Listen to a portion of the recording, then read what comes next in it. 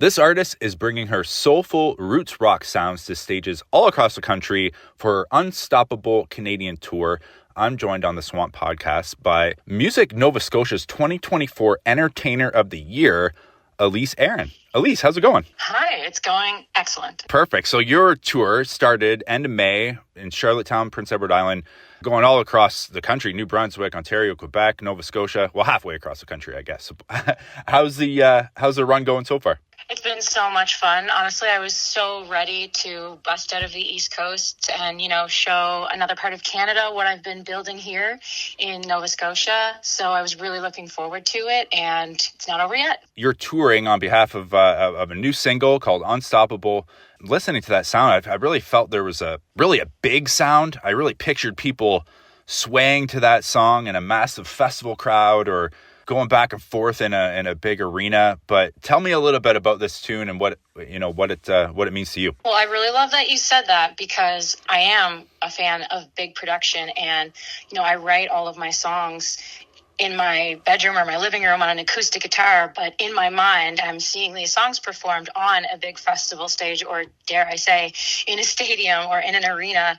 And when I work with Jamie Foulds, who is my co-producer and engineer for this record, he's definitely an engineer that can see that vision and that can achieve big, exciting productions. He really knows how to make a chorus pop, and he's really got all kinds of fresh ideas and tricks for making things sound really exciting at the right moments. And, he really helped me make that arrangement great.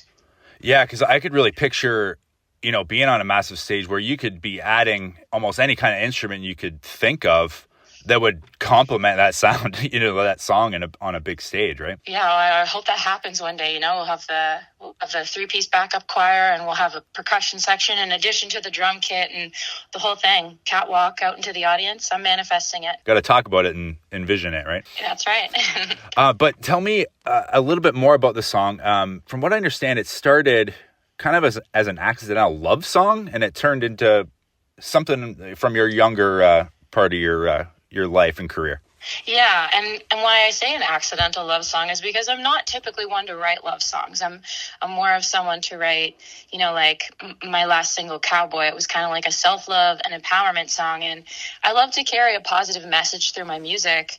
So when I was writing Unstoppable, I just kept having this lyrical melody come to me, this baby we could be, and Unstoppable kept coming into my mind. So I sat down with my guitar to work something out with it, and I had this chorus, but I had some trouble with the verse. And as the verse started to unfold, I was thinking about how two people coming together feels like more than just a story about the two of them. I think there's a bigger universal force at play when it's bringing people together.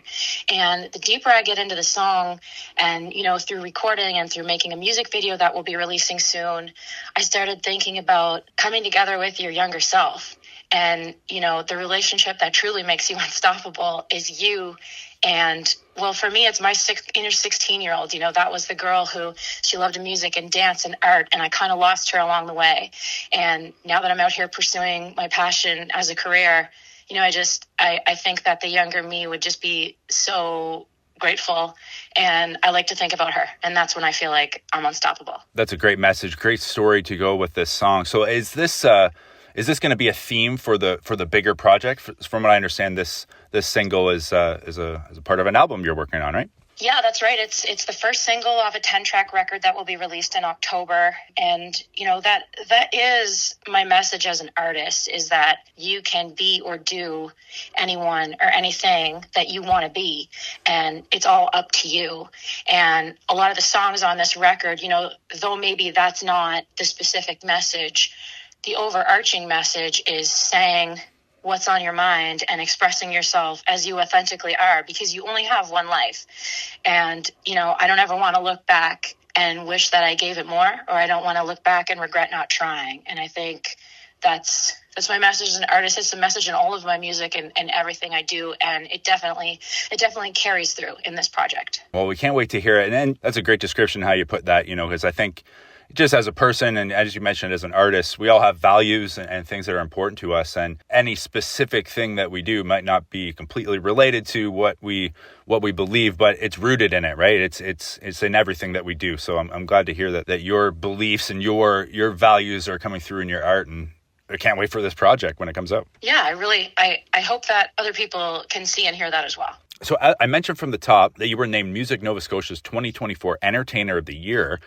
So tell me a little bit about that. That's quite the honor, but how did you find out about it, and what does that honor mean to you? Nova Scotia has the Nova Scotia Music Awards and conference every year in the fall, and I was attending and showcasing at that conference in 2024 and knew that I had this nomination.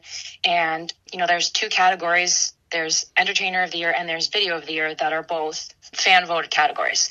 So I had been asking my fans, throw me a vote here if you think this is a title that I've earned. And I had been asking for those votes over the summer. So then, it was quiet from end of August until the conference that November. So it was kind of up to fate. And for me, it was something that I didn't need that title, but it sure would mean a lot to know that it was the people of the Nova Scotia community that gave me that title. And at the awards brunch on that Sunday morning, it was the final category of the show, and they called my name, and I was a little bit in shock, but just felt so grateful and so reassured that I can do this thing. Like, I'm on the right path and people believe in me, and that's what keeps me going every day. That's got to be a great feeling to know that your hometown and your community has your back. And you kind of touched on it, I guess, but does that give you, getting awards like this or getting this type of recognition, does that give you motivation to keep going, to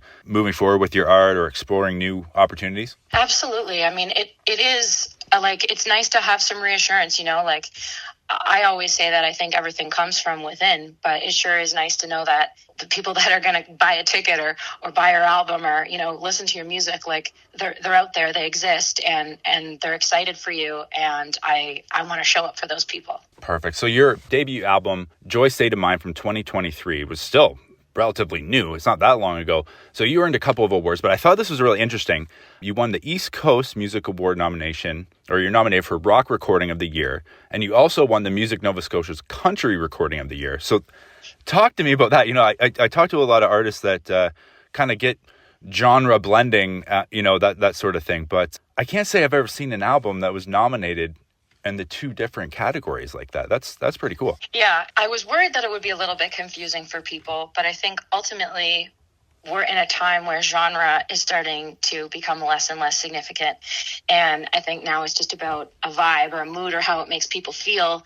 And I didn't intend to make a country record. I intended to make a rock record. But I think there's a sound in my voice, and I think there's a way that I arrange a song and tell a story that my country influences are a little bit undeniable. So, I mean, someone once told me, you don't really get to tell people what your music is. They get to receive it as they will. So I try and just write the songs and create the music that feels good to me and that sounds good to me. And then I can let anyone else decide what they want to call it or what playlist they want to add it on or what category they want to nominate it in, I do know that the music walks a bit of a rock country line, but I'm letting the people tell me what they think. We're in the middle of covering a festival this weekend in Sarnia, Ontario, and we just saw the James Barker Band last night, and that was true definition of combining rock and country. I think they covered Blink-182 and Rage Against the Machine, and obviously I would say they're a country band. So yeah, it's cool to hear artists talk about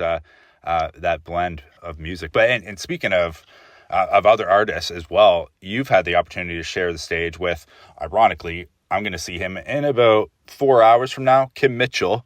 So you've shared the stage with Kim Mitchell, Amanda Marshall, Blue Rodeo. So tell me a little bit of some of those artists and what it meant to you to share the stage with them. Yeah, Kim Mitchell was a really special one because my whole band, I think we all connect on classic rock, and I think it was really special for those guys as well to get to play that show, having grown up listening to that music. And Kim Mitchell gave us a little bit of his time after the show. We got to meet him in the green room and chat, and he gave us a little bit of advice, and he knew who I was. It was like he must have, I don't know, checked out my social socials or checked out my site before the show, but I thought that was so kind, of someone of that caliber of a headliner to say, hey, like, I checked out your stuff and I was looking forward to meeting you. And it was a really, really cool experience. So your middle of your tour, a little bit of a layoff, and then you got a bunch more dates on the East Coast in July, and then the new record coming out in October, you said. So I'm anticipating that there's going to be more dates announced once the record gets released. Yeah, absolutely. I'm definitely looking forward to get back to Ontario and Quebec, and looking forward to getting my band out to some new venues that we haven't performed at yet, and I don't know, maybe even some festivals that we haven't been able to crack yet in 2026. Well, thank you very much, Elyse Aeryn. Thank you very much for joining us today on the Unstoppable tour right now. New album coming out in the fall. Definitely stay tuned to ElyseAeryn.com/shows for all the touring information and all the streaming. Stay tuned to those for the new music. So, Elyse, thank you very much for taking time with us today. Thank you so much for having me.